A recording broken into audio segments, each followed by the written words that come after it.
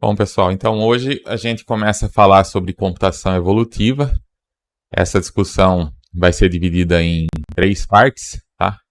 Então, nessa primeira parte, a gente vai falar sobre tarefas de busca, tá? Resolução de problemas como tarefas de busca. Na segunda, a gente vai falar um pouco sobre biologia evolutiva. E na terceira, a gente vai falar sobre algoritmos genéticos.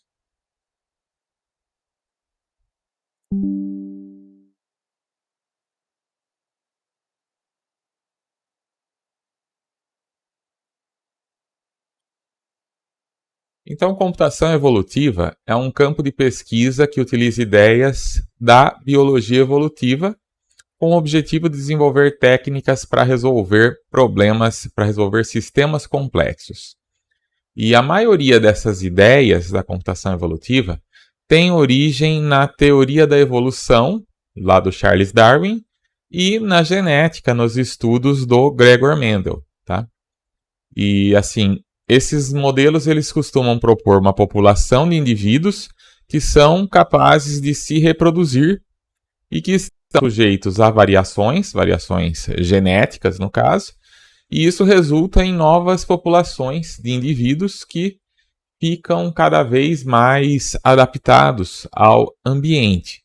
Tá? Então, essa população, na verdade, representa possíveis respostas para um problema e você consegue ir evoluindo essas respostas com o tempo até chegar, possivelmente, numa boa solução.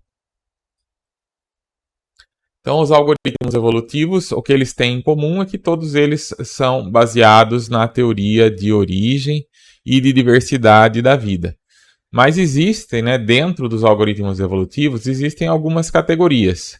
Tem a categoria dos algoritmos genéticos, tem das estratégias evolutivas, da programação evolutiva, da programação genética. Tá? Então, essa é a divisão que é colocada lá no nosso livro base.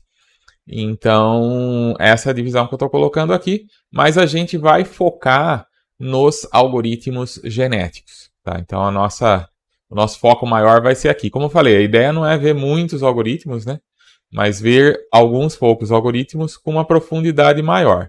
Então, desses 3 aqui eu só vou comentar depois, tá? Mas esse aqui é o que a gente vai ver mais a fundo. E é a área dessas 4, é a que está mais ativa, é a que tem mais trabalhos, tem mais gente trabalhando. Os outros 3 ficam como temas de seminário, se vocês quiserem. Tá? Vocês podem escolher um desses 3 temas, ou talvez falar um pouco de cada um, como tema de seminário. Então, foco aí nos algoritmos genéticos. Mas antes de entrar, claro, nos algoritmos genéticos, convém que a gente veja como que é a questão da resolução de problemas como uma tarefa de busca, já que isso também não é tão trivial, foge um pouco da maneira tradicional de resolução de problemas. Então, a gente vai ver primeiro como que tarefas de buscas podem ser usadas para resolver problemas e depois a gente vai entrar no algoritmo genético. Hoje a gente vai ver, inclusive, alguns algoritmos mais simples que também fazem busca para entender melhor como que funciona esse problema, essa tarefa a ser resolvida aí. E para depois a gente entrar nos algoritmos mais complexos, tá? Então, nesse contexto da resolução de problemas como uma tarefa de busca, o problema é uma coleção de informações das quais alguma coisa, algum conhecimento vai ser extraído ou vai ser inferido. Tá? Então, por exemplo, quero maximizar uma função numérica. Então, esse é o problema que eu quero resolver. Tenho lá uma equação que eventualmente não dá para ser resolvida analiticamente, ou tem algum motivo pelo qual não quero resolvê-la dessa forma. E aí eu vou, então, aplicar uma tarefa de busca para isso. Um outro problema, alocar um número de aulas para um conjunto de alunos. Então, assim, parece um problema simples, mas como a gente vai ver, é um problema razoavelmente complexo aí, que toda escola, né, toda universidade enfrenta durante todos os semestres, né? Então, no caso do problema, do primeiro problema. Então, você quer otimizar uma função. Qual que é a informação que você tem? A função que vai ser otimizada. Então, nesse caso aqui, vai ser um f de x, que é igual a x ao cubo, mais x mais 3. Então, eu quero determinar os valores de x que vão... O valor de x, no caso, que vai minimizar essa função.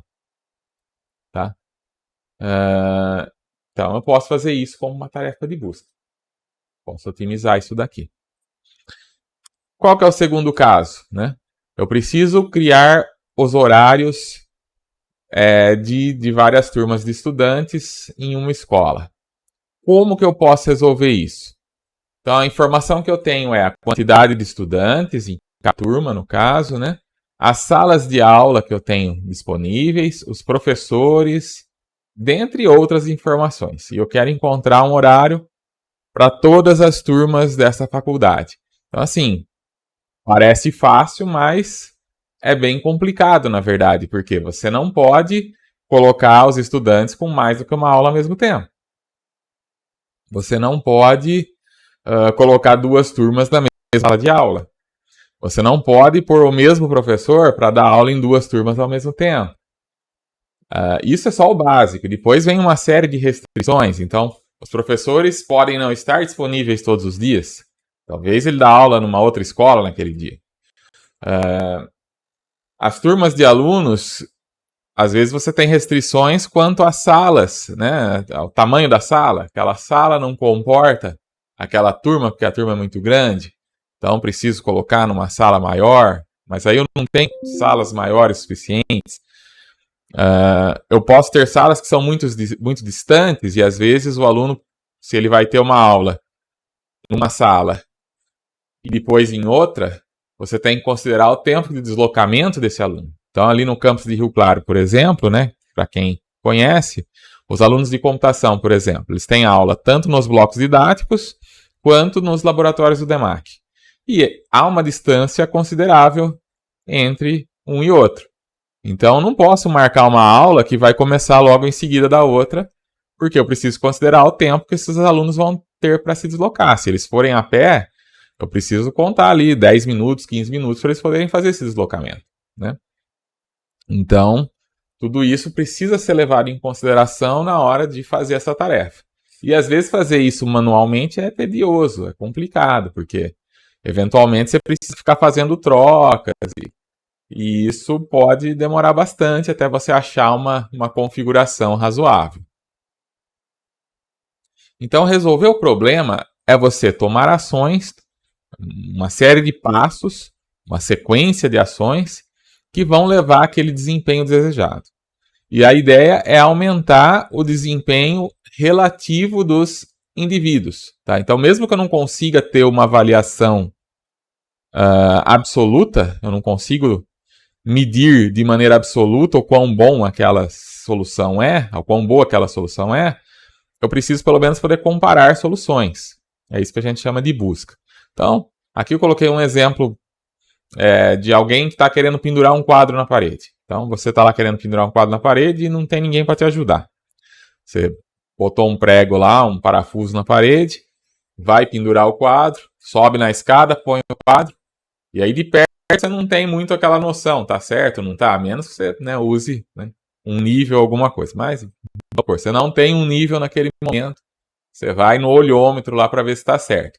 Você desce da escada, se afasta, olha para a parede e fala, esse quadro está torto. Aí você vai lá, sobe na escada de novo, dá uma arrumadinha, né, fala, eu tenho que mudar ele um pouco para a direita, aí eu mudo para a direita, a hora que eu desço e vejo, opa, passou do ponto, mexi demais. Vou lá de novo, entorto mais um pouquinho, ficou melhor, mas ainda não está 100%. Subo mais uma vez, ajeito mais um pouquinho, até que eu olho e falo, não, realmente aí está na posição correta. Tá? Então, o que eu fiz? Eu tomei uma série de ações, que foi observar, né? Na hora que eu observo, eu estou verificando o quão boa a minha solução é, né? Se o quadro está certo ou não está certo, se ele está torto, se ele está muito torto, pouco torto. E a minha ação é o quê? Subir na escada e mexer um pouco nele, até que eu consiga uma boa solução, né? como eu não tenho o meu nível, eu não vou conseguir ver se está perfeito, mas vai chegar um momento que eu vou olhar e vou falar, não, isso já está bom o suficiente.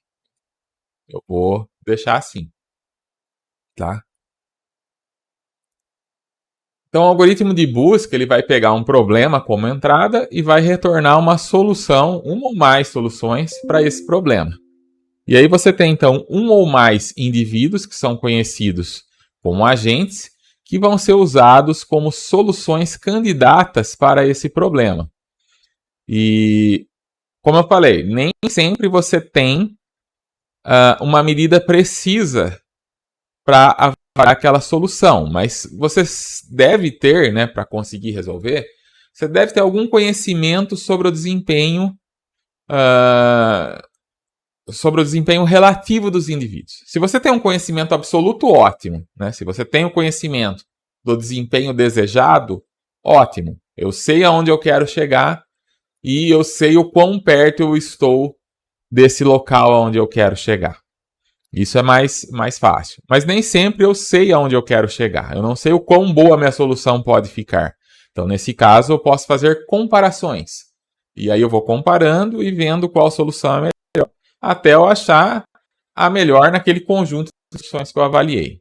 Não necessariamente vai ser a melhor possível, mas provavelmente vai ser uma que seja boa o suficiente. Então, se eu não tenho condições de conseguir uma avaliação absoluta, né, dar uma nota realmente ali para aquela solução, de 0 a 10, de 0 a 100, eu vou fazer uma avaliação relativa. Falar, essa é melhor que essa é melhor do que as outras, essa aqui foi a pior de todas, e assim eu consigo fazer essa comparação. Tá? Então, um exemplo que eu costumo dar é esse dos bolos. Então, resolvo fazer bolos. E aí eu pego algumas receitas na internet ou com outras pessoas de bolos e faço lá 4 massas de bolo diferentes, tá? Cada uma com uma receita. Asso todas elas e depois eu vou experimentar. Eu vou ser o avaliador ou vou pedir para outras pessoas experimentarem. Eu não sei o quão boa aquela massa pode ficar, né? Com aqueles ingredientes que eu tenho, eventualmente. Mas eu consigo comparar. Eu vou comer um pedaço de cada bolo e vou falar, bom, esse aqui está melhor, esse aqui está pior. E depois disso eu posso, inclusive, tentar melhorar essas receitas. Então eu falo assim, bom, as 2 piores eu já não vou usar mais. As 2 que ficaram melhores, eu vou mexer um pouquinho nelas. Eu vou pegar, então, os ingredientes dessa daqui, da primeira, e vou passar para a segunda, alguns. E alguns da segunda eu vou passar para a primeira. Então, das 2 melhores massas, uma leva ovos, a outra não. Então, agora eu vou fazer o seguinte, eu vou tirar os ovos da primeira e vou colocar ovos na segunda. De repente, eu consigo uma receita que ficou melhor que as 2 anteriores. Né? Ou não. Pode ser que as 2 derivadas fiquem as 2 piores. Pode ser que as 2 fiquem melhores, que as 2 fiquem piores, que uma fique melhor e a outra pior. E assim eu vou mexendo nessas receitas até eu chegar na receita ideal para eu poder abrir a minha loja de bolos. Tá?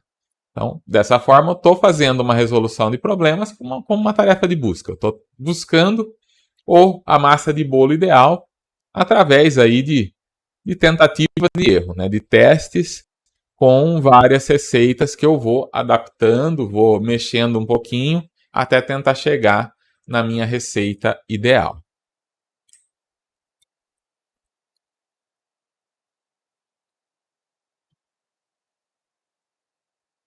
Então, a primeira etapa de resolução de um problema de busca é a formulação.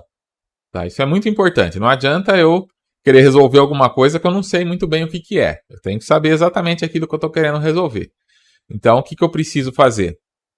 Eu preciso escolher a representação, como que eu vou colocar esse problema no papel, como que eu vou colocar esse problema para uma máquina resolver. Eu vou colocar as informações como números reais, números inteiros. Eu tenho que decidir isso. Eu preciso especificar um objetivo. Onde eu quero chegar? O que eu estou esperando no final? Qual que é a saída que eu desejo? E eu preciso definir uma função de avaliação. Como que eu vou comparar o desempenho dessas soluções? No caso do bolo, por exemplo. Né? Eu vou estar experimentando. Eu vou estar dando uma nota. No caso da equação, Eu vou estar aplicando a equação naquele x que eu estou obtendo, para ver se ele é bom ou não. Né? Se ele vai dar um f de x baixo ou não. Tá? Então vamos falar um pouquinho sobre cada uma dessas tarefas. Começando com a escolha de representação. Escolher a representação consiste em codificar as soluções candidatas, os indivíduos, para poder fazer a manipulação. Então, assim, é de vital importância que você interprete corretamente aquele problema através da sua representação. Tá? Você tem que colocar esse problema corretamente na sua representação, que isso também vai implicar no espaço de busca e no tamanho. Tá? Então, quando eu jogo isso em números, em várias dimensões, por exemplo, estou definindo um espaço de busca. E esse espaço ele pode ser pequeno ou pode ser grande. Tá? E quanto maior ele for, a tendência é que vai ser mais difícil. Então, se eu consigo restringir esse espaço, fica mais fácil. Então, se eu tenho restrições e eu conseguir colocar essas restrições através da própria representação, ótimo. Né? Se eu não consigo, eu vou ter que depois avaliar e descartar soluções que não sejam, que não se encaixem nesse espaço. Que uma solução que está fora do espaço eu não vou considerar. Então, o espaço de busca, ou o espaço de estados, ele é definido pelo estado inicial, pela configuração inicial, e por todos os estados possíveis. Tá? Os estados possíveis para aquele problema. Então, eu posso ter N soluções. No caso de x, eu estou buscando lá o x da equação, então o meu espaço é o quê? Se eu estou procurando o x, procurando f de x, o x que minimize f de x, mas eu tenho um intervalo específico, eu quero ir de menos 10 a mais 10. Beleza, então eu estou restringindo o meu espaço de busca. No caso das aulas, no caso do bolo. Então, ali eu tenho um conjunto de ingredientes e a quantidade que eu posso usar de cada um. Então, o meu espaço de busca está ali. Na quantidade de açúcar, na quantidade de farinha, na quantidade de ovos, na quantidade de leite que eu consigo utilizar. Né? E, de repente, como que eu posso codificar isso? Cada um desses ingredientes pode virar uma dimensão. Onde eu vou de 0 a um limite razoável. Né? Não vou colocar 200 ovos na receita, com certeza não vai ficar bom. Então, vou colocar lá um limite. Eu vou colocar de 0 a 3 ovos, vou colocar de 0 a meio quilo de farinha, de 0 a 300 gramas de açúcar. E aí eu posso buscar a minha melhor massa, meu melhor bolo, dentro desse espaço que eu defini. Tá? Então, assim, o ideal, né? Dependendo do modelo que você está usando para solucionar, aí você tem uma representação que funciona melhor, né? Como numérica, como inteiro, como números reais e assim por diante. E como que eu especifico o objetivo? Eu vou ter que descrever os propósitos que vão ser preenchidos. Então, por exemplo, no caso da expressão matemática, o meu objetivo é o quê? É minimizar a função. F de x igual a x ao cubo mais x mais 3. Então, o objetivo pode ser definido como minimizar o f de x. Tá? No caso das aulas, é encontrar uma solução que não dê nenhum choque. Não dê choque de horário para os alunos, não dê choque de horário para professores, não dê choque de horário com salas de aula. Então, de repente, essa é a minha solução ideal. E, por fim, eu preciso definir uma função de avaliação, que é como que eu vou avaliar o quão boa é uma solução dentre aquelas que eu estou avaliando. Então, uma função de avaliação é uma função que vai retornar um valor específico, indicando a qualidade de qualquer solução candidata, de qualquer solução individual, dada aquela representação. Então, quando você tem conhecimento do desempenho desejado, essa função pode avaliar o quão perto você está desse objetivo. Tá? Então, eu tenho lá uma função que vai medir essa distância entre onde eu estou e aonde eu quero chegar. Então, vamos supor que eu tenho lá o f de x que eu quero zerar. Eu quero f de x igual a 0. Então, se o f de x deu 1, eu sei que 1 está uma unidade longe do zero. Se o f(x) deu 10, eu sei que está mais longe, está 10 longe do zero. Então, meu objetivo é zerar esse f de x. Agora, às vezes eu não tenho o conhecimento desejado. Eu não sei se o menor f de x possível é zero. Pode ser um número negativo. Então, nesse caso, eu vou ter que fazer uma comparação relativa. Eu vou ter que pegar os meus indivíduos e falar, bom, esse f de x deu 2, esse deu 5, esse deu 10 e esse deu 50. Qual que é melhor? O que deu 2. Né? Qual que é o pior? O que deu 50. Tá? Então, eu não sei aonde exatamente eu posso chegar, mas eu sei, dentre ali os indivíduos que eu tenho, quais são os melhores e quais são os piores. Então, assim, a escolha vai depender, né, dessa comparação. Comparação com os vizinhos ali, com os outros indivíduos. Então, na definição do problema de busca, você tem, né, que dado um espaço de busca S, você assume a existência de algumas restrições que, se violadas, vão inviabilizar a implementação de uma solução. Então, na busca pela solução, a gente tem que conseguir se mover de uma solução para outra sem violar as restrições. A gente precisa de operadores que gerem ou que selecionem soluções que são factíveis.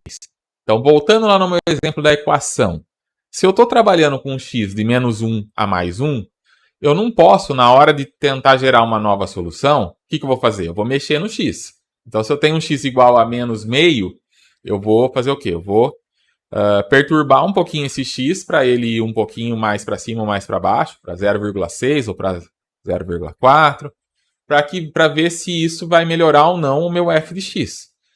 Eu não posso fazer uma perturbação nesse x que faça ele ficar menor do que menos 1 ou maior do que 1. Porque daí eu vou estar violando o meu espaço de busca aí, né? Eu vou estar saindo do meu espaço de busca. Então, eu não posso gerar uma nova solução que fique fora desse espaço. Tá? Então, eu tenho restrições, dependendo do meu problema, que eu não posso violar. E o ideal que eu consiga codificar o meu algoritmo de modo que ele não viole restrições, tá? Que ele não coloque dois professores na mesma sala de aula, ou duas turmas para usar a mesma sala, ou duas turmas, ou a mesma turma para estar em duas aulas ao mesmo tempo. Eu posso tentar fazer alguma restrição nesse sentido, tá? Se eu já parto de uma solução que está no espaço factível, eu posso não querer sair desse espaço factível. Né? Coloquei esse exemplo aqui do lado, porque no jogo de xadrez, por exemplo, você tem essas restrições. Então, se eu for mexer esse cavalo aqui, eu não posso colocar ele em qualquer posição do tabuleiro. Eu tenho que respeitar a regra de movimento do cavalo. Eu só posso movimentar ele para, né, as casas, né, duas casas para frente, uma para a esquerda, uma para o lado, né, para a esquerda e para a direita, que é aquilo que um cavalo pode fazer. Né? Se eu tentar fazer algo diferente disso, ou se eu tentar, por exemplo, ocupar uma casa, né, eu não posso vir também numa casa que já está ocupada por outra peça minha. Então, das possíveis alternativas que eu tenho para esse cavalo, são essas aqui que estão em vermelho. Né? Eu não posso ir para nenhuma outra casa além dessas, né? Porque essas são as minhas restrições. Então, se eu estiver implementando um problema desse tipo, eu tenho que levar isso em consideração também. Não posso fazer um movimento fora do espaço. Então, você pode definir esse espaço de busca como sendo S e a parte factível dele como sendo F. E aí a gente tem que o F está contido no S. E o nosso objetivo é encontrar um X asterisco aqui, que pertence à parte factível, tal que a avaliação, usando a função de avaliação desse X asterisco, ela é menor ou igual que a avaliação de X para todos os X que também estão nesse espaço factível. É isso que eu estou buscando. Estou buscando a melhor solução dentro do espaço factível.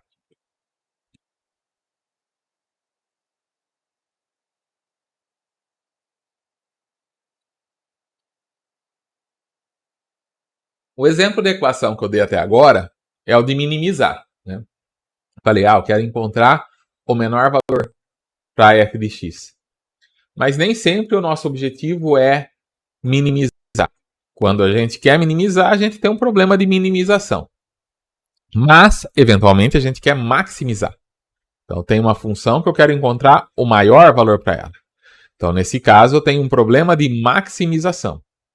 Do ponto de vista dos nossos algoritmos, não faz muita diferença, porque vamos supor que você quer minimizar, que você quer maximizar o f de x. Isso equivale a minimizar o negativo do f de x. Então, na prática, é só um sinal ali que você vai trocar. Eu vou falar muito em minimização, maximização, mas, assim, vocês sabem que tanto um quanto o outro, a ideia é a mesma. Só muda eventualmente o sinal. Bom, na hora de definir o problema de busca, é muito importante você ter um processo de busca que você ter um problema, né? Você representar o problema de forma que ele realmente seja o problema que você está querendo resolver. Você tem que fazer a modelagem correta desse problema. Por quê? Porque o processo de busca, ele não sabe qual que é o problema que ele está resolvendo. Ele só sabe a informação que você está dando para ele através da função de avaliação. Tá? A representação que é usada e como que é feito o teste das possíveis soluções. Isso é o que ele sabe. Então ele sabe pegar uma solução, passar pela função de avaliação e ver o quão boa ela é.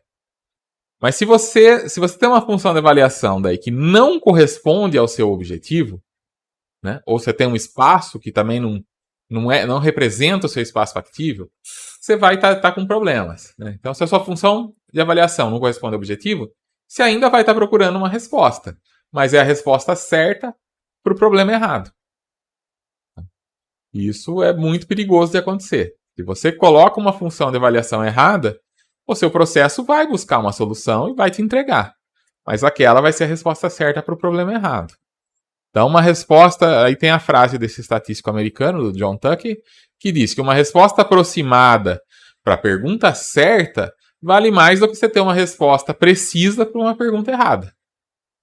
Então, vale mais eu ter uma solução aproximada para o meu problema, mas a solução para esse problema certo, do que eu ter lá uma solução calculada absolutamente, com certeza, que na verdade não corresponde àquele problema que eu modelei. Que corresponde ao problema que eu modelei, mas não corresponde ao meu problema real. Não corresponde, né? A função de avaliação, eventualmente, não foi bem colocada e ele vai estar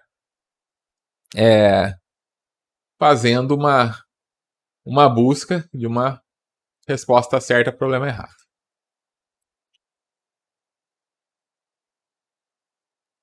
Então, o ponto x que minimiza ou maximiza a função de avaliação é chamado de solução global ou de solução ótima. Tá? Então, você vai achar lá um ponto x e você quer achar esse ponto x que seja a solução global, seja a melhor solução daquele espaço de busca. Mas isso é difícil, nem sempre você vai encontrá-la com os problemas, né? A menos que você faça uma busca realmente exaustiva, né? Mas nos nossos algoritmos inspirados pela natureza, em geral a gente não vai fazer isso. A gente vai fazer uma busca para tentar encontrar a solução global e talvez, né, encontrá-la, mas talvez encontrar uma solução apenas que, sei lá, é boa o suficiente. Encontrar a solução global muitas vezes é difícil, mas fica um pouco mais fácil se você se concentra num pequeno espaço de busca. Tá? Então, eu coloquei essa figurinha aqui do lado, por exemplo. Né? Então, onde está o Wall-E da vida aí? É bem difícil de achar. Se você ficar olhando para a imagem toda, é complicado. Mas se você for focando em pequenos pedaços da imagem de cada vez, isso fica mais fácil. Então, se eu falo, eu vou olhar esse cantinho aqui primeiro. Opa, tem alguém listrado aqui, o Wall-E. Né? Então, fica mais fácil se eu for avaliando pedaços menores. Né? Ou se eu fazer uma avaliação geral aqui, né, olhar assim meio por cima se tem alguém que parece Poli, e uma vez que eu encontre alguém que pareça, aí eu posso focar em tentar encontrar ele ali naquele espacinho menor, né? Então a ideia, né, é essa, né, de você encontrar uma solução. Como encontrar uma solução global pode ser difícil. Uma coisa que a gente pode fazer é focar em porções menores do espaço para ver se ali a gente encontra alguma coisa, né? Você pode fazer uma análise mais a grosso modo e depois focar em partes que sejam mais promissoras. Então, assim, outra coisa que a gente pode pensar dessa forma, né, fazendo de novo a analogia lá com o bolo. Se eu estou fazendo lá minha receita e estou tendo bons resultados, né? Estou quase chegando, estou falando, puxa, tá ficando bom, né? Tá quase do jeito que eu quero. De repente eu faço uma mudança muito radical, pode ser que melhore? Pode ser que melhore, mas é muito mais provável que piore, né? Então, assim, a tendência é o quê? Que uma vez que eu estou chegando perto daquilo que eu quero, eu vou começar a fazer mudanças cada vez menores, né? Eu estou vendo que o bolo está quase do jeito que eu quero, então eu vou começar a trocar ali bem pouquinho dos meus ingredientes, colocar só um pouquinho a mais, só um pouquinho a menos, para evitar fazer uma mudança brusca, porque eu sei que se eu mudar radicalmente, né, provavelmente eu vou piorar, né? Ou pode até ser que eu melhore, mas, né, se você pensar que a receita ideal é um ajuste fino ali em torno de várias outras receitas, se você faz uma mudança radical, é mais provável que você tenha que fazer esse ajuste fino de novo, né? Então, mesmo que você tenha uma receita potencialmente melhor, né? Então é por isso que a gente, uma vez que acha lá uma região promissora, a gente tende a ficar em torno daquela região para ver se acha a melhor solução ali. Então as técnicas de busca que são efetivas são aquelas que acabam combinando duas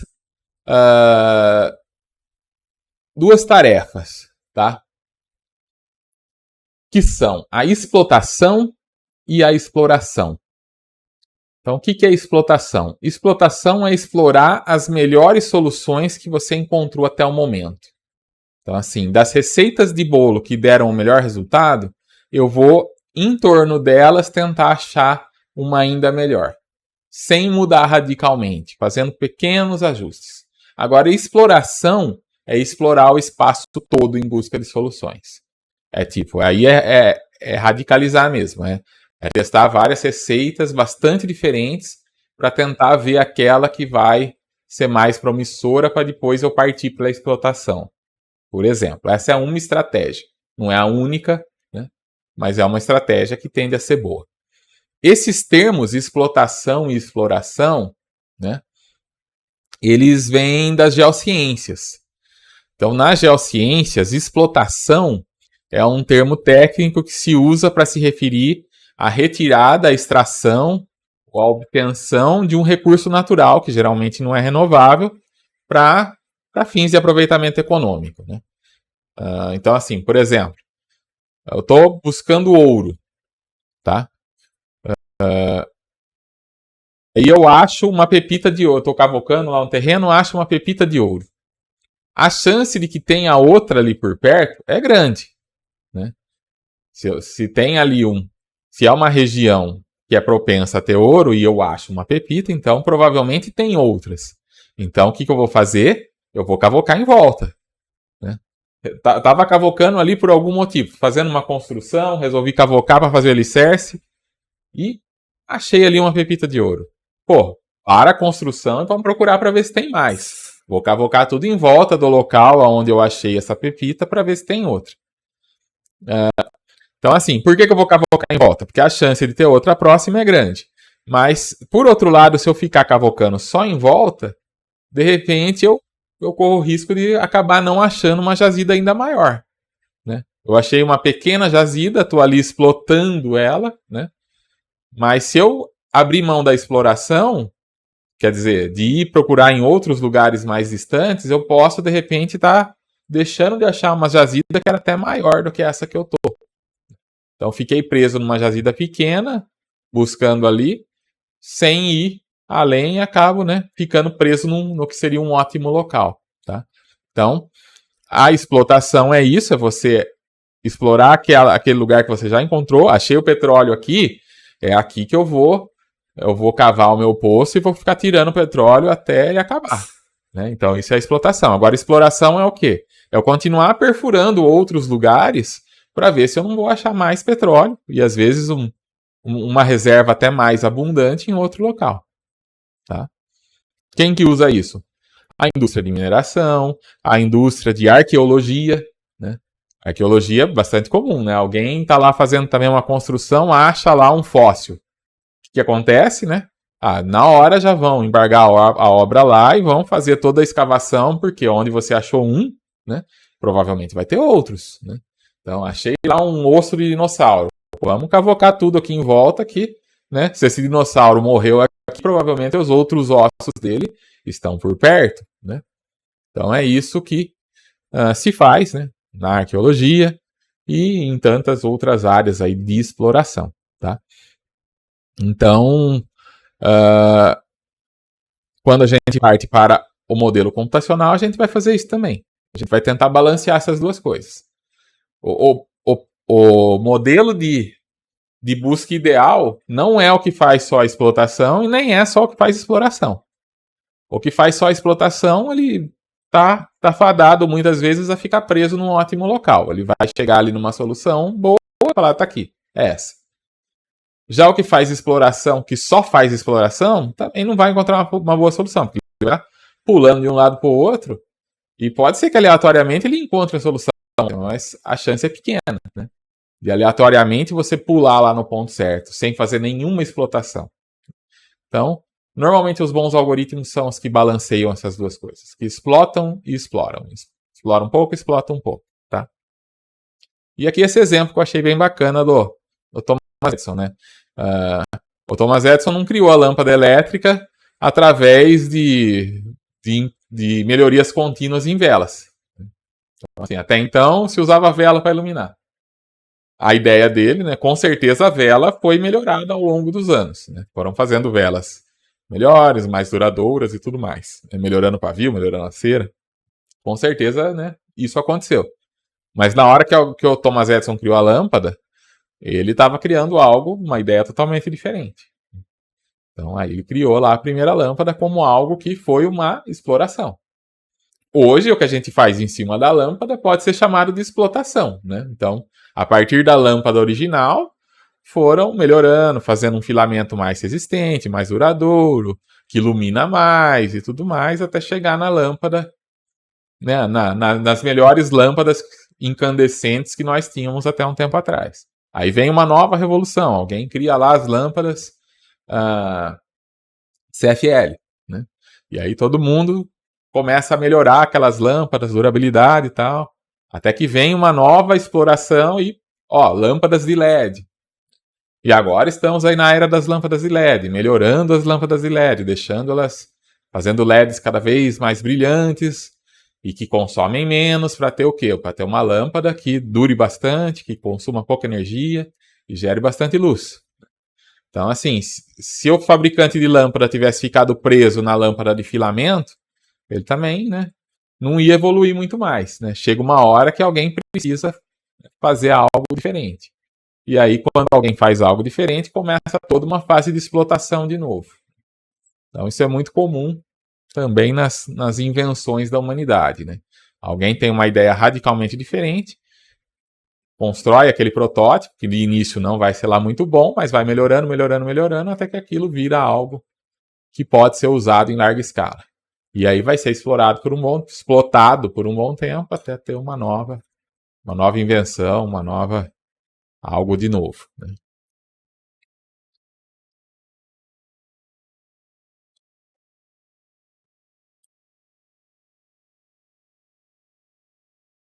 Então, assim, alguns algoritmos exploram a melhor solução disponível, mas não exploram todo o espaço de busca.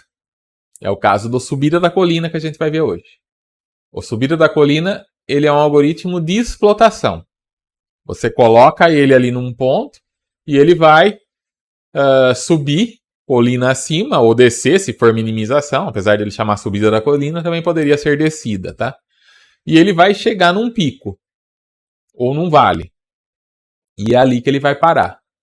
Então ele chega num pico, mas não necessariamente é o pico mais alto, tá? Isso é a subida da colina. Ele só explota. Outros modelos já combinam exploração e explotação, como é o caso do recozimento simulado, que a gente também vai ver hoje, e dos algoritmos genéticos, que a gente vai ver daqui a 2 semanas. Tá? Então esses são modelos que eles combinam essas duas coisas, e por isso eles tendem a ser melhores. Né? Então, para definir um problema de busca, também é uma tarefa um pouco complicada, porque assim, já foi provado matematicamente que não existe um único método de busca que tenha uma média de desempenho melhor em todas as execuções para os problemas. Esse teorema é chamado de no free lunch, quer dizer, não tem almoço grátis. Você não vai achar um modelo que é bom para tudo. Não existe. Tá? Então, você tem modelos que são bons em determinadas situações e que não são tão bons em outras. Porém, você consegue estimar e comparar o desempenho de diferentes algoritmos e procurar por técnicas que forneçam o melhor desempenho, na média, em domínios específicos. Então, dado o domínio que eu quero trabalhar, eu posso ali testar vários algoritmos e falar, olha, esse aqui é o que está funcionando melhor. Isso eu consigo fazer. Eu só não posso garantir que porque ele funcionou bem no meu problema, no meu domínio específico, esse modelo aqui está sendo muito bom para encontrar melhores soluções numa determinada área. Não quer dizer que isso vai servir para outra.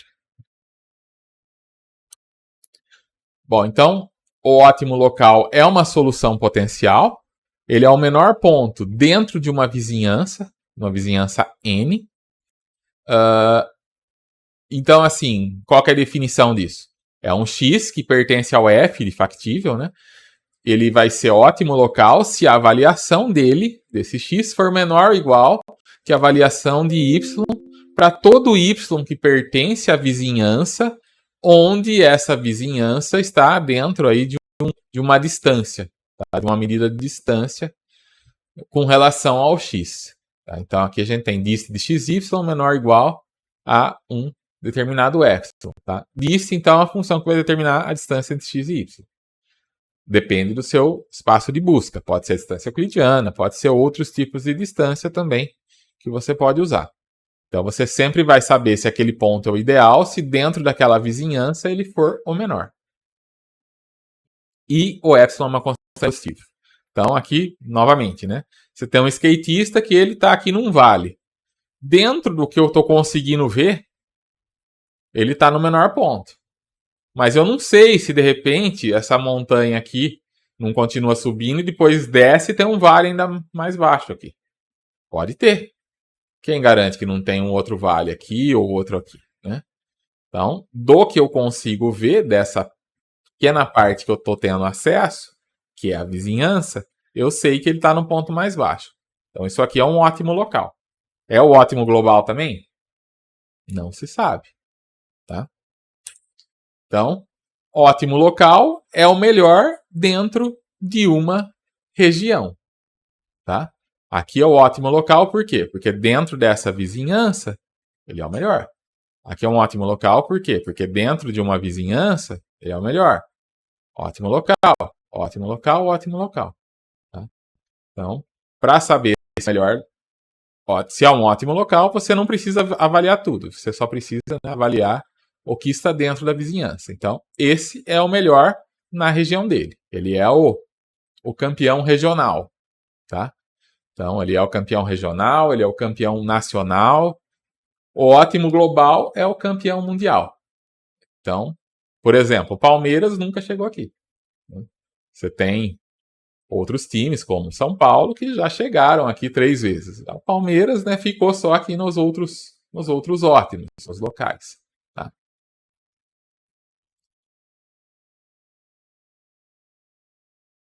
A função de avaliação, ela define uma superfície de resposta. Deixa eu ver o chat. Sim, não posso perder a piada, né? Tem que colocar de alguma forma. A função de avaliação, ela define uma superfície de resposta que é chamada o cenário de aptidão.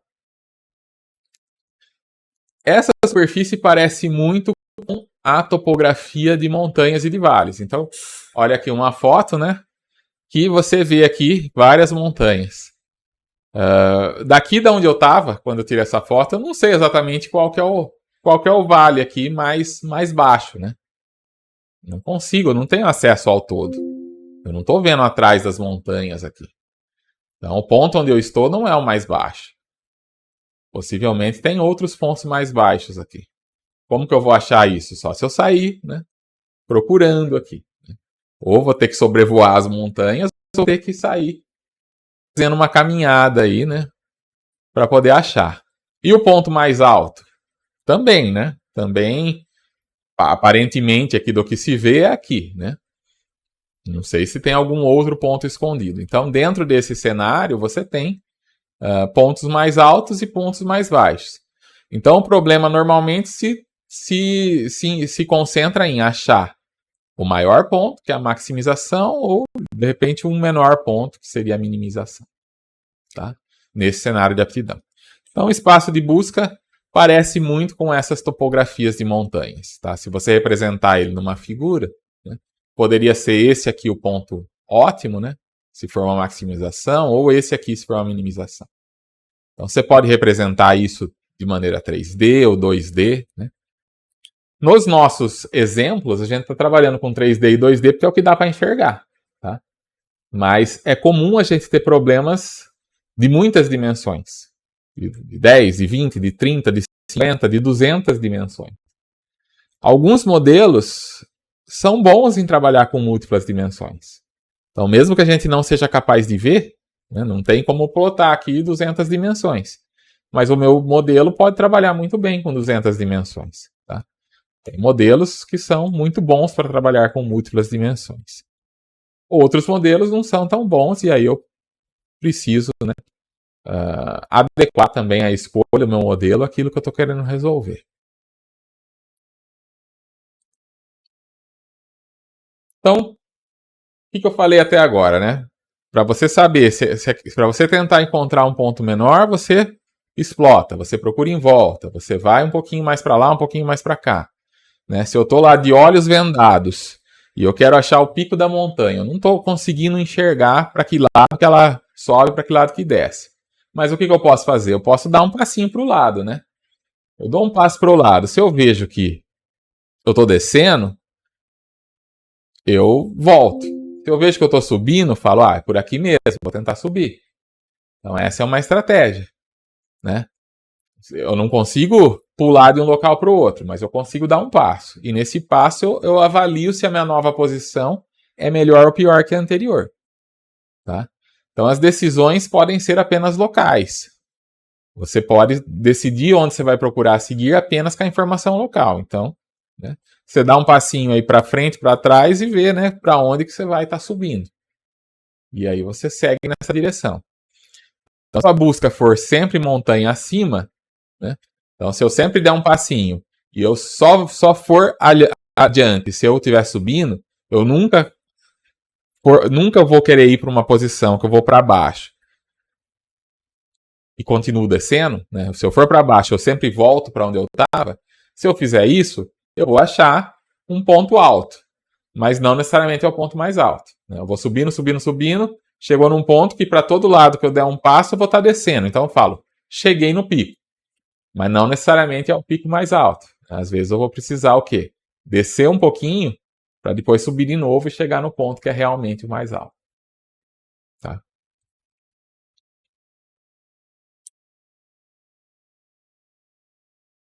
Bom, tudo bem até aqui, pessoal? Alguma dúvida? Antes da gente entrar nos algoritmos?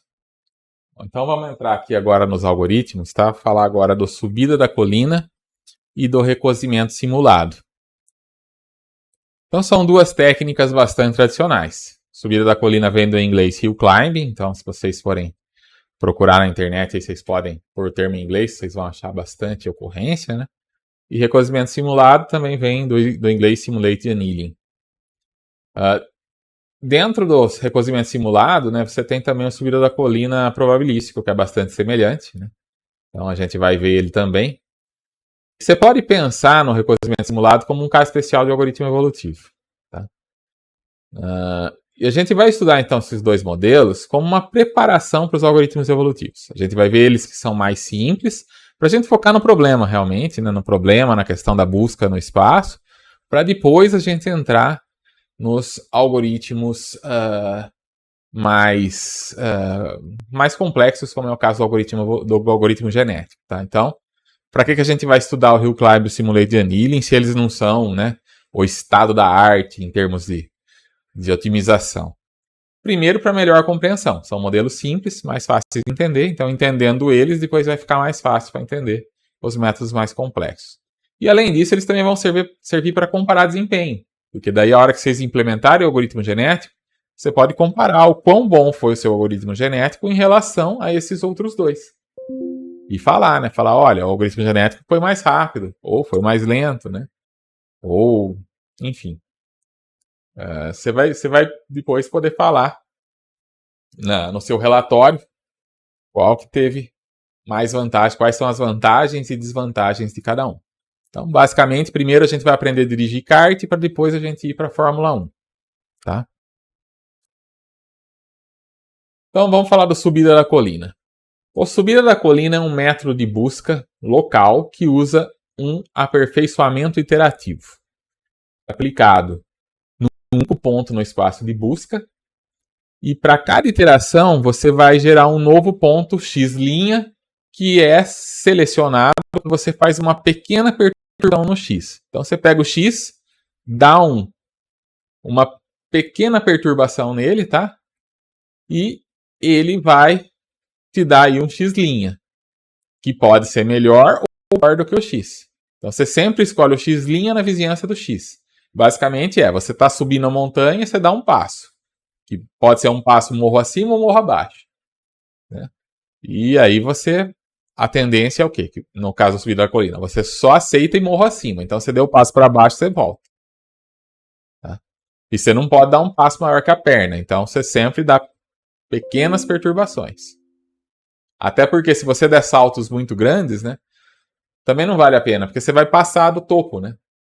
Porque assim, vamos supor que tem lá um pico na montanha. Se você der um passo muito grande, se você tiver a habilidade aí de pular 10 metros de cada vez, pode ser que você pule, passe do pico da montanha e caia do outro lado. E aí você não chegou no pico, que é o seu objetivo. Por isso que não é bom você dar passos muito largos também. A ideia é dar passos pequenos realmente. Então você vai ter um x' que pertence à vizinhança do x. Tá? E esse x', então, é um x mais um delta de x. E esse delta de x é um valor pequeno. Positivo ou negativo, mas pequeno. Se o novo ponto obtiver um valor melhor na função da avaliação, então ele precisa ser o ponto atual. Nota que isso aqui está com notação de vetor, porque você não tem, às vezes, né, a gente está trabalhando com uma dimensão para facilitar. Mas como eu falei, na prática vocês podem ter várias dimensões. Então aí para cada elemento de x, você vai ter uma perturbação aqui no ΔX. ΔX também é um vetor, que também vai ter uma perturbação que pode ser positiva e negativa e diferente para cada dimensão. Tá? E aí o seu x', você avalia ele. Se ele é melhor que x, você aceita. E ele passa a ser o novo x. Caso contrário, você descarta o seu x'. Então, toda vez que você gera um x', você joga ele na balança contra o x. Se ele for melhor, você fica com ele. Se ele for pior, você joga ele fora e continua com o x. Certo?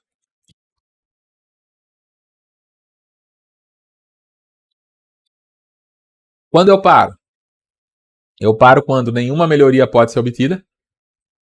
Já fiz N iterações, não melhora mais. Então eu paro.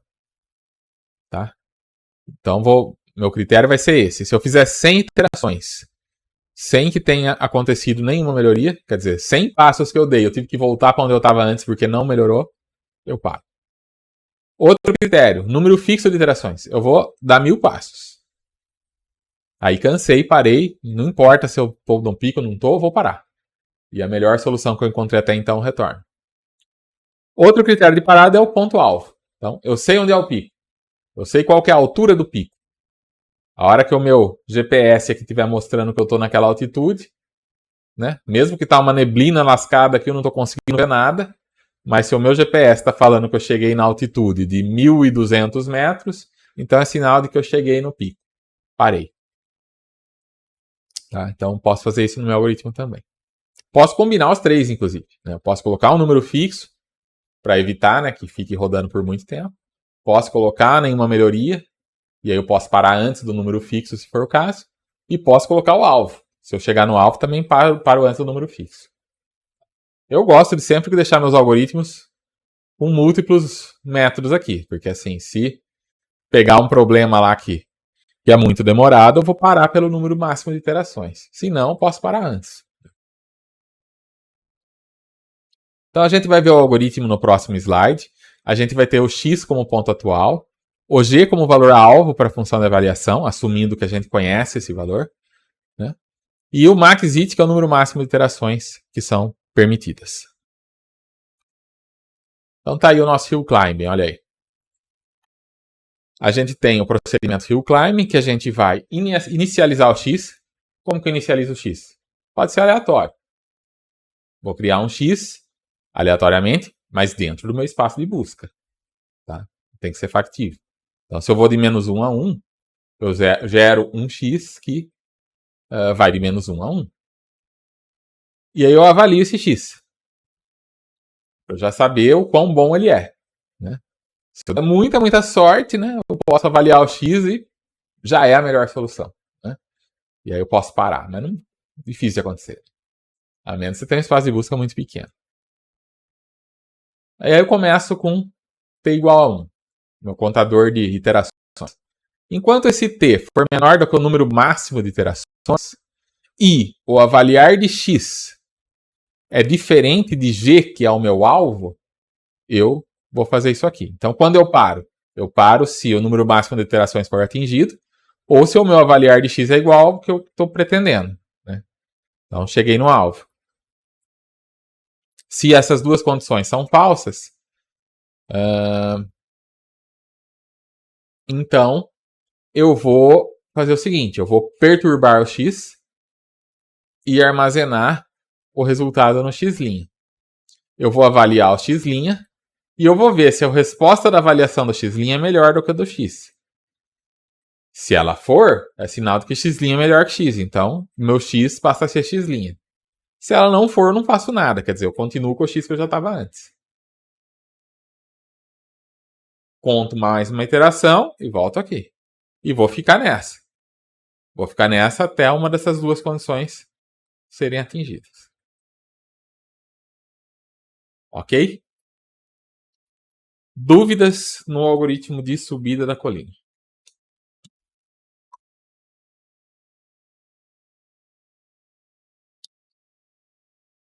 Nenhuma dúvida.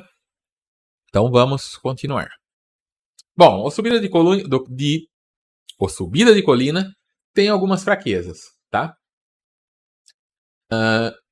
Primeiro que ele normalmente termina em solução ótimas locais, porque como ele é só morro acima, ele só vai chegar no pico da montanha mais alta se você já colocar ele na montanha mais alta. Como a inicialização é aleatória, né?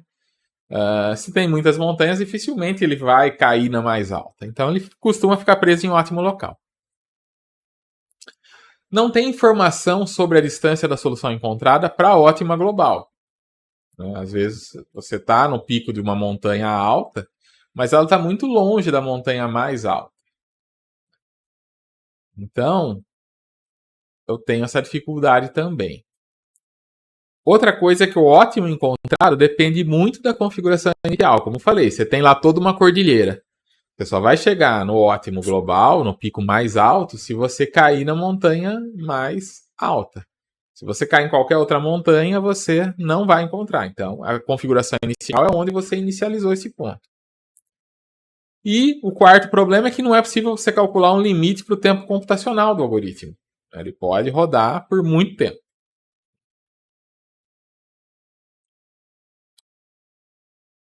Então, como o algoritmo só fornece soluções ótimas locais, é razoável que você inicie ele de uma grande variedade de pontos.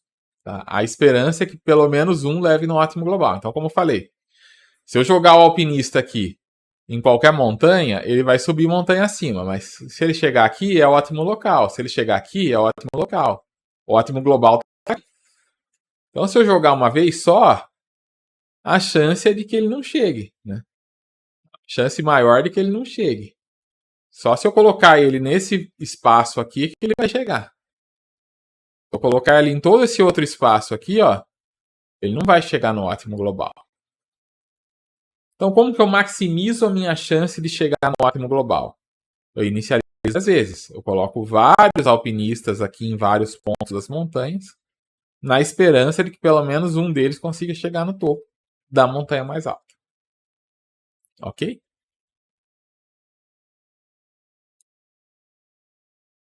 Como que eu escolho esses pontos iniciais? Se eu vou executar várias vezes, o que eu posso fazer é, aleatoriamente, deixa a sorte decidir aí, né? Joga aleatório lá. Talvez mais interessante que aleatório é fazer uma grade, um padrão regular. Então, se eu tenho lá um espaço que vai de 0 a 10, e eu vou fazer 10 inicializações, eu posso colocar uma no meio, uma no 1,5, no 2,5, no 3,5, no 4,5, até 9,5. Né? E aí eu vou possivelmente encontrar a melhor solução aí, porque eu explorei, né, todo o espaço. E depois eu vou explotar. Eu falei no caso de uma dimensão, mas e se forem 2, 3 dimensões? Aí você pode fazer a grade bidimensional ou tridimensional, seja lá o que for, e ir colocando pontos dessa grade que sejam representativos. Ok? Então, nesse caso, o algoritmo tradicional vai ser inicializado múltiplas vezes e nós vamos ter uma memória da melhor solução. É o que a gente chama de subida da colina iterativa, ou Iterated Hill Climb. E aqui nós temos o algoritmo da subida da colina iterativa. Tá? Dá uma olhadinha aí nele que eu já explico.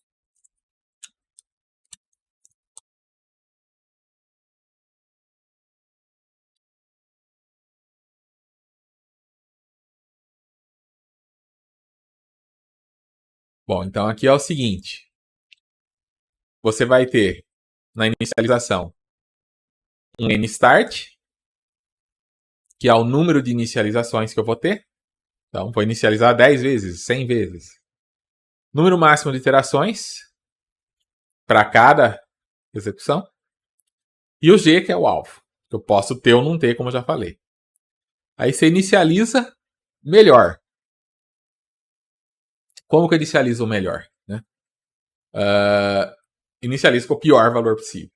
Então, assim, se eu estou querendo zerar, eu inicializo com o maior valor conhecido aí, o maior valor que a minha variável suporta.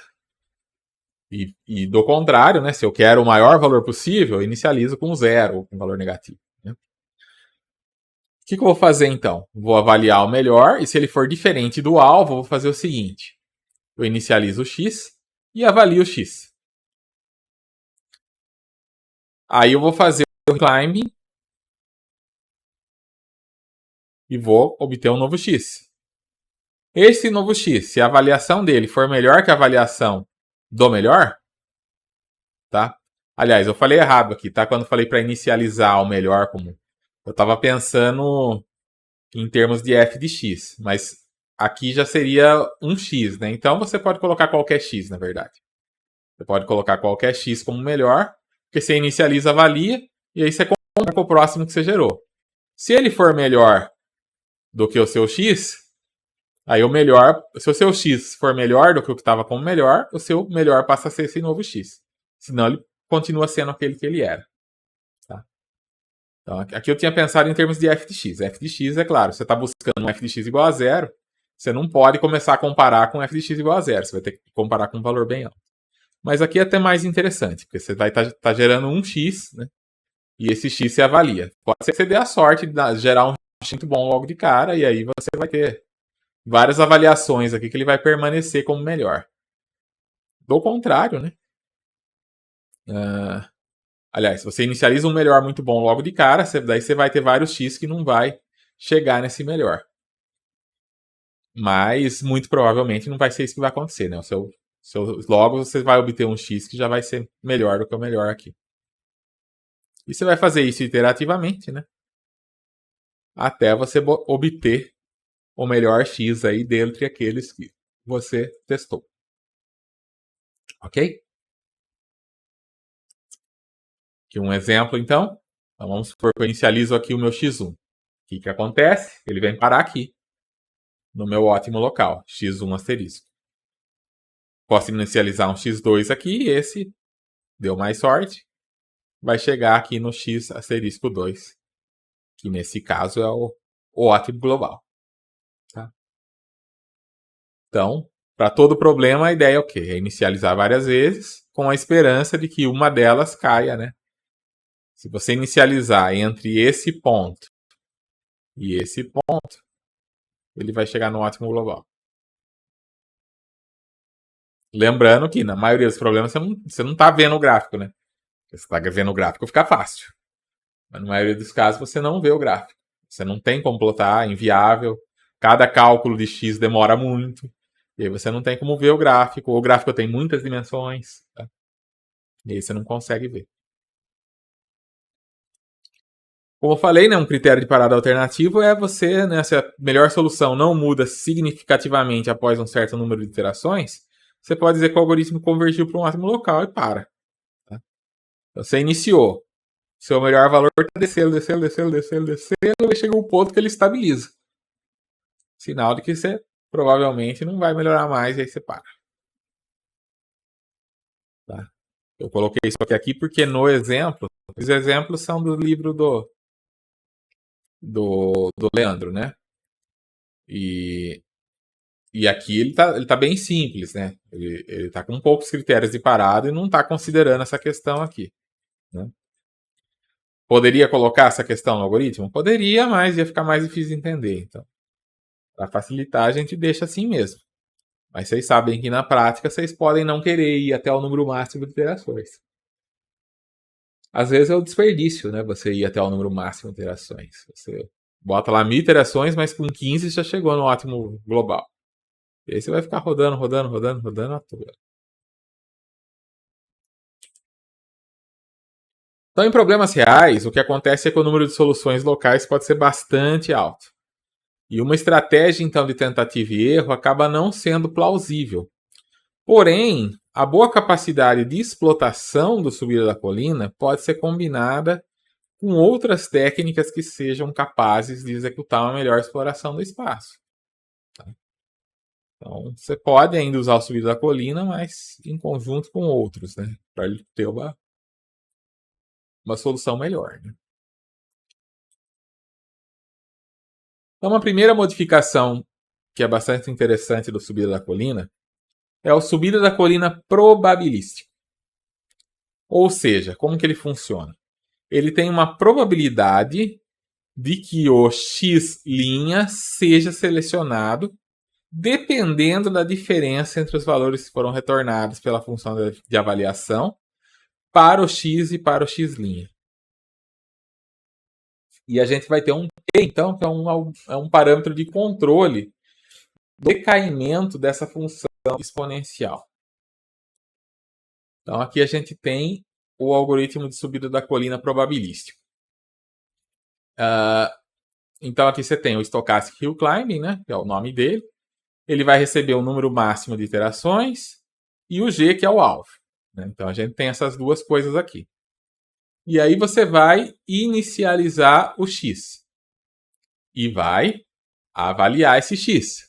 Vai ver se esse X é bom ou se ele não é bom. E aí você inicializa aqui o contador de iterações, o T1. E enquanto esse T for menor que o número máximo de iterações, até aqui está igual, né? Está igual ao Hill Climb. E o avaliar for diferente do alvo, você faz o seguinte: você perturba o X, também igual, e aí você avalia esse X' que foi gerado aqui. E aqui é que está o pulo do gato, tá? Antes, o que você fazia? Você só aceitava valores melhores, nunca um valor pior. Aqui não. Aqui o que você vai fazer? Você vai gerar um número aleatório entre 0 e 1. E se esse valor entre 0 e 1 é fechado em 0 e aberto em 1 for menor do que 1 dividido por 1 mais exponencial do avaliar de x, o x que você tinha antes, menos o avaliar do x', que é o x que tem agora, dividido por t, se isso daqui for maior do que esse aleatório, você aceita o novo x. Se não, você não aceita. Olhando assim, às vezes parece um pouco confuso, tá? Então, vou explicar um pouco melhor o que isso aqui está fazendo. Ó. O t é uma constante. Você escolhe ela no começo da execução do algoritmo. Esse 1 dividido por 1 mais exponencial, etc., ele vai dar um valor entre 0 e meio para valores positivos, que é uma piora. E entre meio e 1 para valores negativos, que é uma melhora. Né? Por quê? Né? Se der um valor positivo, é sinal de que o seu avaliar está melhor do que o seu x, está melhor do que o x'. Então, o x' piorou. Então, dá um valor positivo. Se ele der negativo, é porque o x' melhorou em relação ao x. Tá? Quando você tem um t pequeno, uma grande melhora tem mais chance de ser aceita que uma pequena melhora. Que tem mais chance de ser aceita que uma piora. Por quê? Porque um valor de 0,9 provavelmente vai ser maior que esse aleatório aqui. Né? A menos que o aleatório seja maior do que o 0,9. Mas como ele é de 0 a 1... Né? Agora, se der um 0,1 aqui, dificilmente o aleatório vai ser menor do que 0,1. Mas, eventualmente, ainda vai ser. Então, você tem esse fator de aleatoriedade no aceite do x'. Então, você pode aceitar tanto x melhores quanto piores. Você pode aceitar tanto um x' melhor quanto um x' pior. Mas a tendência é que você aceite mais os melhores do que os piores. E esse t é o fator que define isso. Porque se você põe um t, quanto maior esse t, mais acentuada é essa diferença. Eu vou estar aceitando valores melhores e não vou estar aceitando valores piores. Então, assim, quando o t tende para infinito, desculpa, né? Com um t pequeno, falei ao contrário, tá? Com um t pequeno, você tem uma diferença grande, né? Quanto maior for esse valor, né? Mais chance de ser aceito. Quanto melhor for essa melhoria, mais chance de ser aceito, e quanto pior, menos chance. Agora, com t tendendo para infinito, à medida que você aumenta esse t, nesse denominador, aí a tendência é que você tenha valores cada vez mais próximos de meio. E aí fica um negócio aleatório. Então, com um t que tende ao infinito, isso aqui vai dar meio. E aí não importa se melhorou, se piorou, é sempre uma chance de meio a meio de aceitar ou não. Tá? Então, no limite de t, quando t é infinito, se aceitar um x' melhor ou pior, depende de você jogar uma moeda. Quer dizer, ou aceita ou não aceita, vira uma busca aleatória. Tá? É uma busca totalmente aleatória, que se você aceita ou não aceita valores piores, ao mero acaso. Mas com um t com valor menor, com valor razoável, aí você tem essa maior probabilidade para x maiores, menor probabilidade para x menores. Tá? Então aí agora você tem então subida da colina, que não é só subida. Ele sobe e eventualmente desce de vez em quando. Sobe, né? Ele quer subir mais do que descer, mas de vez em quando ele desce. E aí você tem uma chance de fugir de um ótimo local. Tá legal? Vocês entenderam? Alguma dúvida?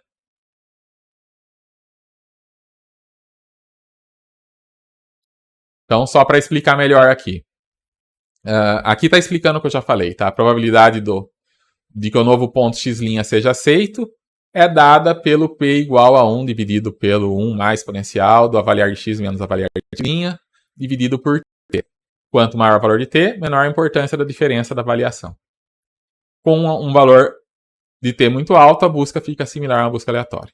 Lembrando que tudo isso aqui foi feito para maximizar, tá? Se for para minimizar, aí você tem que inverter o x com o x'. Você só inverte os dois aqui. Então aqui está para maximizar.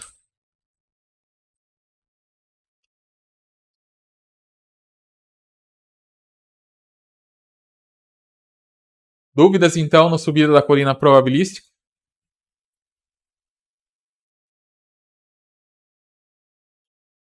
Bom, então agora o próximo é o recozimento simulado, mas vamos fazer uma pausa aqui, um pequeno intervalo.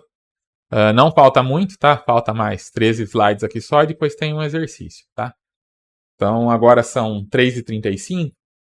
Quando for 5 para as 4 aí a gente continua, ok? Falar agora do recozimento simulado.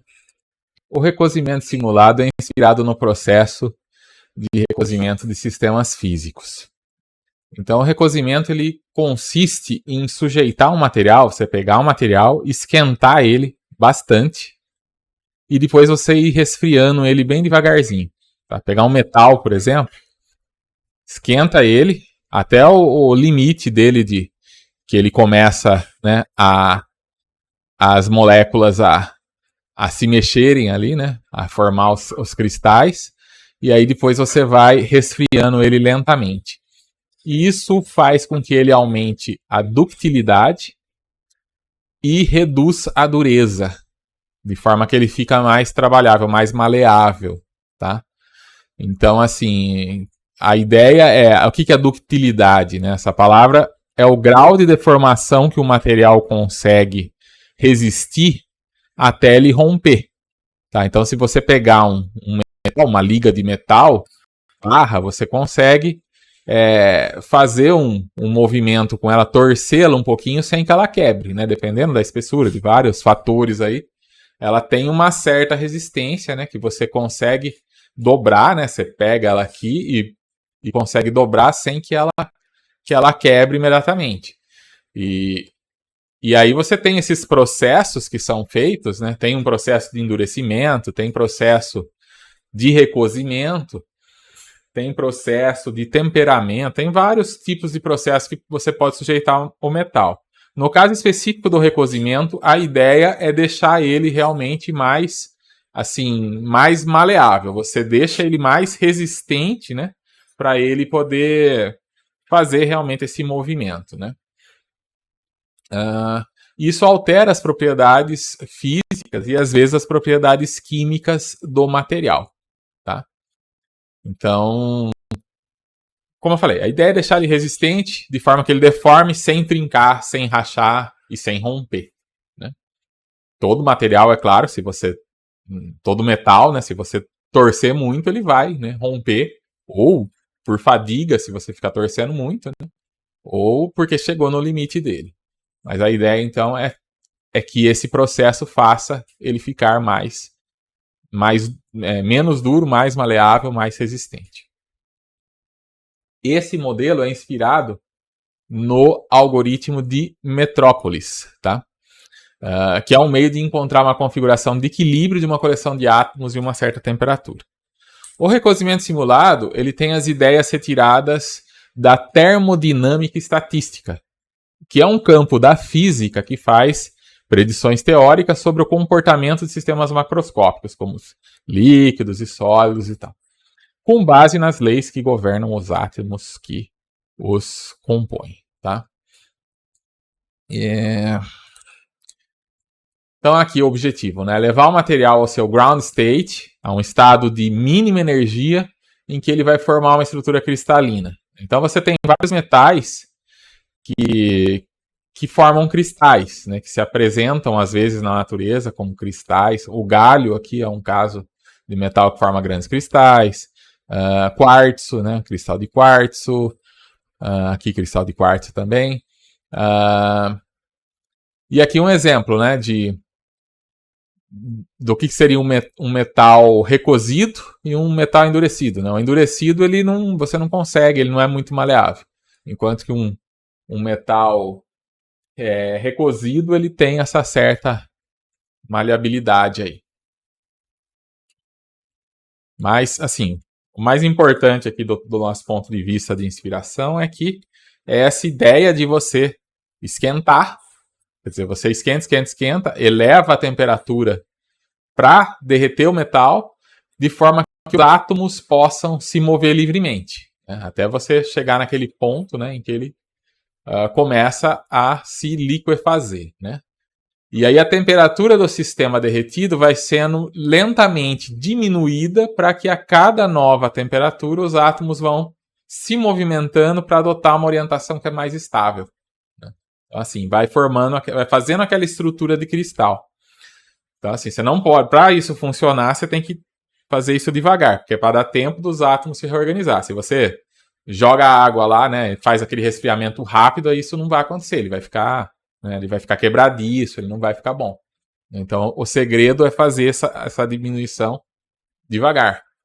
E se a temperatura for, então, diminuída suficientemente devagar, os átomos vão repousar na orientação que é mais estável e vai produzir, então, o cristal, tá? Então, no caso da simulação, o que equivale cada coisa aí do sistema físico real no sistema simulado? O estado do sistema físico vai equivaler a uma possível solução do problema. Tá? Desculpa, deixa eu ver. Bismuto também, né? Que forma cristal. Eu não vi antes. Eu vi agora aqui no chat. A energia do sistema vai ser medida pela função de ação. No sistema físico, o objetivo é encontrar uma configuração de mínima energia. O estado de equilíbrio vai equivaler a um ótimo local. E o estado de mínima energia, que é o ground state, é o ótimo global. E a temperatura vai ser o parâmetro de controle. Então, o recozimento vai ser a busca reduzindo a temperatura. Tá? Então, aqui o nosso algoritmo. Seja X a atual configuração do sistema. X', a configuração de X depois desse pequeno deslocamento aleatório, que é igual lá no Hill Climb, né? Aquele peteleco, aquele pequeno deslocamento que você dá no X. E o T é a temperatura do sistema. A diferença agora, com relação ao Hill Climbing probabilístico, é que antes a gente tinha um T constante. Agora a gente tem um T que é a temperatura do sistema que vai começar alto e vai diminuindo. Então a gente vai ter uma função também G de T, vírgula T aqui, que é esse T de temperatura e o T de tempo, né? Que é responsável por reduzir o valor da temperatura. Então, geralmente, você vai usar um decremento geométrico, onde você vai ter T, que recebe um beta de T, onde o beta é um valor menor do que 1. Um pouco menor do que 1, 0,9, 0,99. Né? A ideia é ir diminuindo a temperatura devagar, não pode pôr um beta muito pequeno.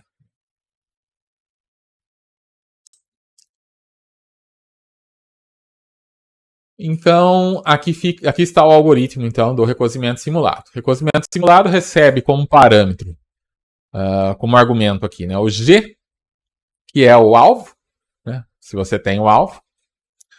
E aí você vai inicializar a temperatura, você inicializa ela alta, inicializa o X.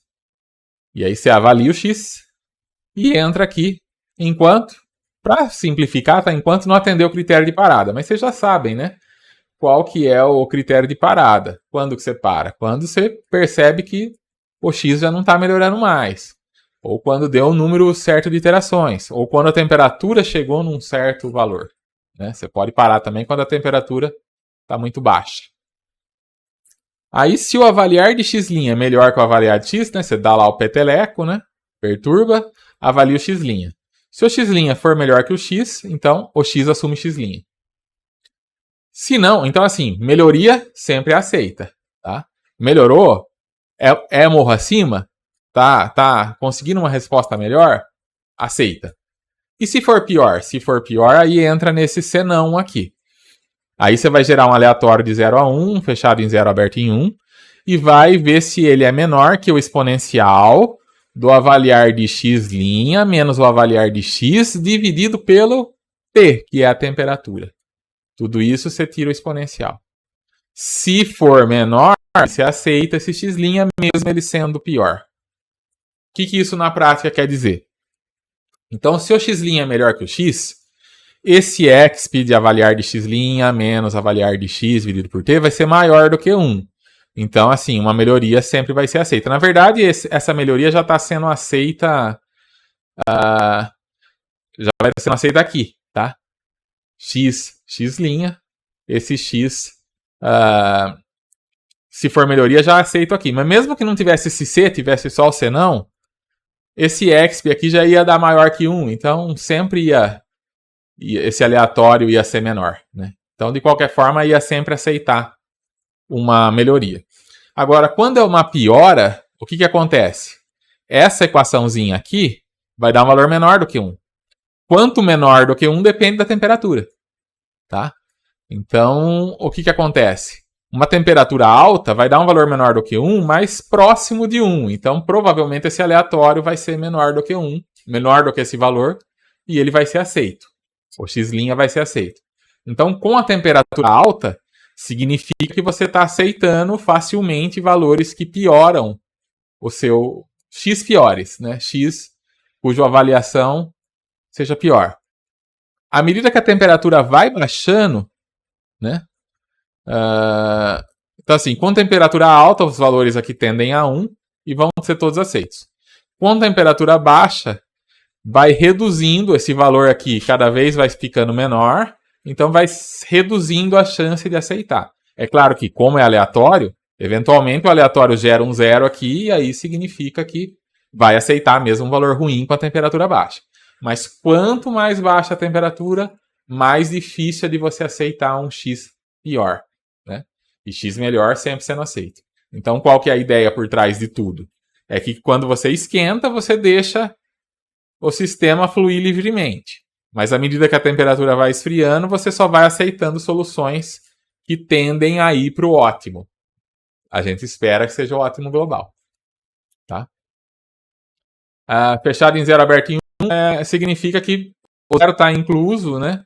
Mas o 1 não. Tá? Então, você gera um de 0 a 1, pode ser 0. Mas 1 não pode ser. Na verdade, aqui não faz nem tanta diferença. Tá? Mas é o que essa representação quer dizer. Quer dizer que na hora que você vai gerar, você gera valores de 0 a 1, 0 incluso, 1 não. Você pode gerar 0, 9, 9, 9, 9, 9, 9, 9, 9, mas não 1. Tá? É isso. Depois você ajusta a temperatura. No caso aqui, passando por aquela equação. Então, você vai ter aquele beta, né, que vai ser pré-definido.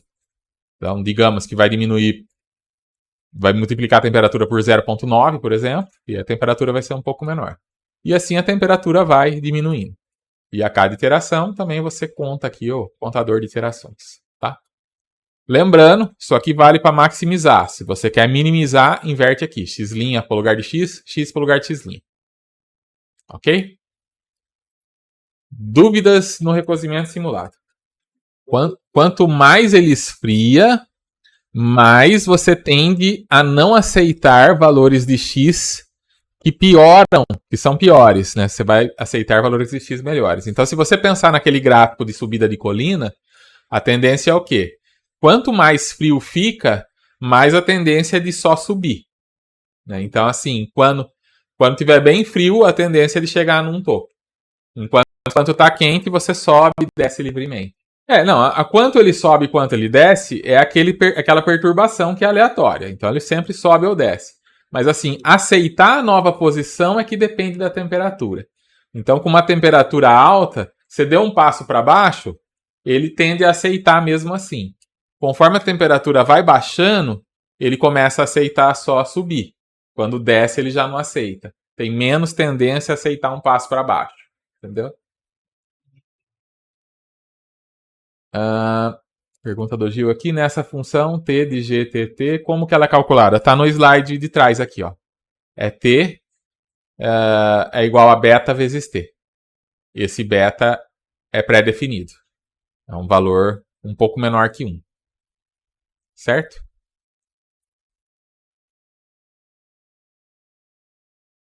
Mais alguma questão?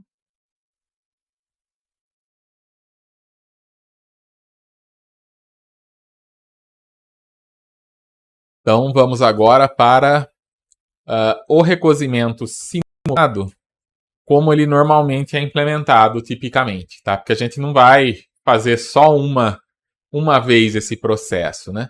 Em geral, o que a gente vai fazer é inicializar a temperatura e inicializar x. Aí você perturba o x, avalia para ver se ele melhorou com relação, se o x' melhorou com relação ao x. Se melhorou, aceita. Se não melhorou, faz aquele esquema, gera o aleatório e compara com esse exponencial aqui, que vai avaliar aí, né, qual vai ser a probabilidade de aceitar esse x pior ou não, dependendo da temperatura. Beleza. Depois disso, você vai repetir esse passo 2 por k vezes, quer dizer, você vai ficar aqui k vezes nessa temperatura. E aí você baixa a temperatura no passo 3. Depois das k vezes, baixa a temperatura.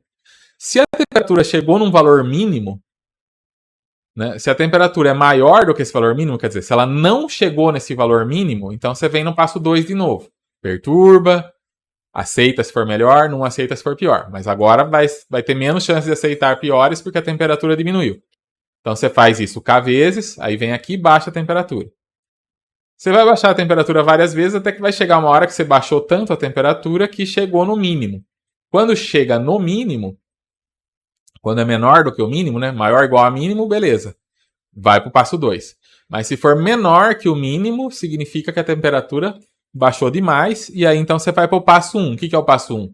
Inicializa de novo a temperatura. Quer dizer, você sobe a temperatura outra vez. Então assim, qual que é a ideia? Se você fizer esse processo uma vez só, sobe a temperatura, desce. À medida que você desce, ele vai tender a subir cada vez mais. Mas não necessariamente você vai chegar no ótimo global. Né? Não tem garantia disso. Talvez ainda assim você fique num ótimo local. Por mais que você tenha essa possibilidade de ficar mais livre quando a temperatura é alta, à medida que ela esfria, a gente espera que a gente vá para o ótimo global, mas pode ser que isso não aconteça. Então, para melhorar, para ter mais chance de chegar no global, o que a gente faz? A gente faz o processo repetidamente, né? A gente esquenta, esfria.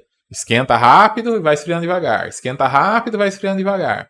Cada vez que você vai esfriando, ele vai procurar um ótimo. Pode ser ótimos diferentes. Diferentes ótimos locais. E, eventualmente, um vai ser o global. Então, se você fizer esse processo um número suficiente de vezes, a esperança é de que, pelo menos uma das vezes, ele vai atingir o global. E como você está sempre guardando o seu melhor resultado, né, o seu X melhor, então, aqui você está inicializando de novo, né? Mas é claro que antes de inicializar de novo, é sempre bom você guardar. Não está aqui no algoritmo, né? Mas a dica é essa, né? Guarda lá o seu melhor valor de X, porque depois você pega o melhor X de todas as execuções, né? E é isso. Né? Então, essa fica sendo a implementação típica de um reconhecimento simulado. Lembrando que isso aqui vale para maximizar, né? Se for para minimizar, aí você tem que inverter os termos aqui. Dúvidas aqui, então, nesse outro algoritmo?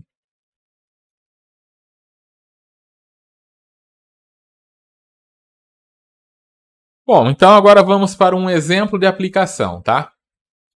Então, considera essa função aqui, uma função unidimensional, para ficar fácil, tá? Uma dimensão só, g de x. E ela é essa função aqui, g de x é igual a 2 a menos 2 elevado a menos 2 vezes x menos 0,1 dividido por 0,9 elevado a 2 seno de 5πx elevado a sexta. Tá? Então, equaçãozinha complicadinha aqui que gera esse gráfico aqui. Tá? Mas finge que vocês não viram esse gráfico aqui. Tá? Gente, eu plotei aqui só para vocês saberem do que se trata. Mas vamos supor que você tem que otimizar isso daqui e não tivesse como plotar. Tá? Suponha que é uma equação com muitas variáveis, suponha que é um negócio aí que não dá para resolver analiticamente. E aí você precisa achar o valor que maximiza g de x. Quer dizer, você vai ter que achar x que maximiza g de x. Ok? Deixa eu voltar aqui na pergunta do Gil. Condição de parada ou como que encerra? Tá, condição de parada aqui, né, atender o critério de parada, você pode parar por vários motivos. Ou porque você chegou num valor de t aqui que você definiu como máximo, tá? T igual a 100, T igual a 200, T igual a 1000. Você pode parar também aqui, né? No caso, para parar uma rodada. Para parar a temperatura, também, você vai usar uma temperatura mínima. E aí, isso aqui é pré-definido. Você pode usar um valor pequeno aqui. Tá? E aí, você para aqui esse passo e volta para cima quando você chega nesse limite. Tá? Mas voltando nesse caso aqui, você para normalmente com um número fixo de iterações, ou quando passou já um número pré-determinado de iterações, sempre você gera um x melhor. Tá? Já passou 100 vezes que você gerou um novo x', e nenhuma dessas 100 ele foi melhor do que o x que você já tinha. Então é um bom sinal de que aquele x que você já obteve é o melhor.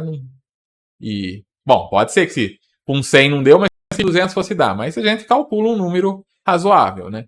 A gente espera, tipo, 100 vezes, 200 vezes, e se não melhorou, falo, bom, vou parar por aqui. Quando eu sei, eu vou parar de subir a temperatura. Quando eu sei, quando eu vou parar de subir a temperatura novamente. Ah, tá, entendi. Você quer saber quantas vezes você vai voltar no passo 1 aqui, né? Porque quando a temperatura chega no mínimo, você volta no passo 1. Isso não tem como saber, isso você vai pré-determinar. Você vai falar, vou executar 100 vezes, vou fazer 100 vezes o processo de recozimento. Esquento, esfrio 100 vezes. Ou posso fazer 200, posso fazer 1000, tá? Mas é um número pré-determinado.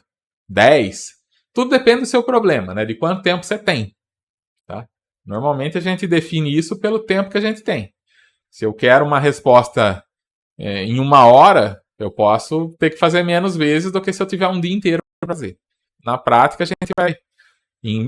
Em aplicações práticas, a gente acaba ficando limitado pelo poder computacional que a gente tem e pelo tempo que a gente tem para dar uma resposta. Beleza? Bom, então voltando aqui, vocês vão considerar essa equação e aí a gente vai encontrar aquelas 3 coisas que a gente precisa lá. Então a variável x é definida no intervalo 0 e 1 aqui, né? Então vamos achar o x, melhor valor de f de g de x no intervalo entre 0 e 1.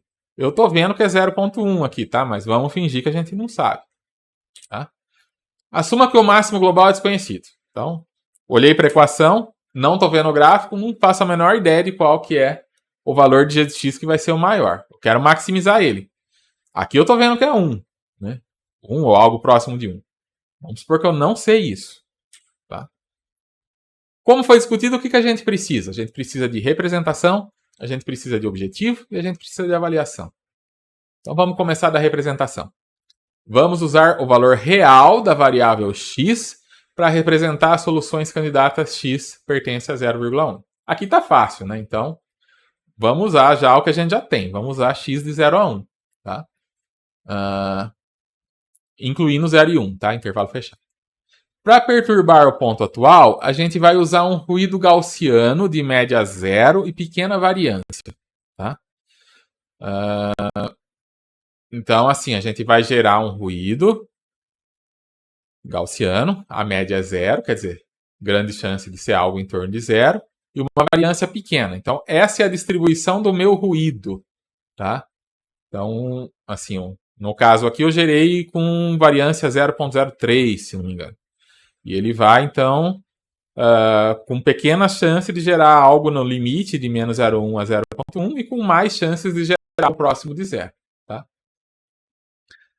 Dá para usar uma distribuição uniforme em vez de gaussiana? Dá. Mas, assim, com gaussiano tende a funcionar melhor. Por isso que a gente recomenda o gaussiano. Tá? Você poderia gerar um aleatório entre menos 0,1 e 0,1? Aleatório entre menos 0,01 e 0,01? Também, poderia. Tá? O ideal é que, se você tem um intervalo de 0 a 1, não vai me gerar um aleatório de 0 a 1, porque daí vira uma busca aleatória. Né? Você vai em qualquer ponto a hora que você quiser. O ideal é você usar um número pequeno com relação ao seu intervalo. Né? Então, 0,01 ou 0,001, vocês podem testar. Tá? Mas assim, valores que vão fazer com que os saltos aqui sejam pequenos, senão vira uma pulação aqui que vira busca aleatória. E como eu falei, distribuição uniforme pequena funciona, mas a gaussiana tende a funcionar ainda melhor. Como que eu gero um número aleatório dentro de uma distribuição gaussiana? Né? Aleatório vocês sabem gerar, qualquer linguagem gera um número aleatório, você dá lá o intervalo e gera. Né? Toda linguagem deve ter isso aí. Agora, gaussiano é um pouquinho mais complicado. O bom é que as linguagens mais recentes aí, mais alto nível, tem já o método de Box-Miller, que serve para gerar ruído gaussiano, tá? Então aí se você usar MATLAB, Java, ou C++11, Python provavelmente, não coloquei Python aqui, mas deve ter também. Então fica fácil de você gerar um ruído gaussiano para você perturbar aqui o X, tá? C++ na versão 11. Chama Box-Miller, tá aqui, ó. Tá aqui no quadrinho. Box-Miller. A linguagem C, a C tradicional, tá? Não a C++11, ela não tem. Aí você vai ter que... Você pode implementar. Você pode pegar uma implementação na internet do Box-Miller e usar também. Tudo bem, tá? Só tô dizendo que não tem pronta, tá? Essas outras linguagens mais recentes e mais alto nível tendem a ter pronto, né? Não é tão usual, porque o pessoal usa mais o aleatório normal, mas você tem você pode escolher a distribuição. Nessas linguagens, em geral, tem lá um argumento que é a distribuição do aleatório que você quer usar. E aí, dentre eles, tende a ter o gaussiano também, tá? Mas assim, só dica de implementação mesmo para ter um resultado provavelmente melhor. Então, já temos a representação, né? Representação vai ser legal, números reais aí dentro do 0,1. O que falta? Objetivo. Objetivo é o quê? Maximizar o G de X. Maximizar o G de X é o nosso objetivo. E a avaliação? Como que a gente vai avaliar? Nesse caso está fácil. É só jogar o X aqui, né? E aqui. E aí você calcula o G de X. Então, para cada X candidato, é só você substituir o X aqui na equação e calcular o G de X. Certo? Dúvidas até aqui?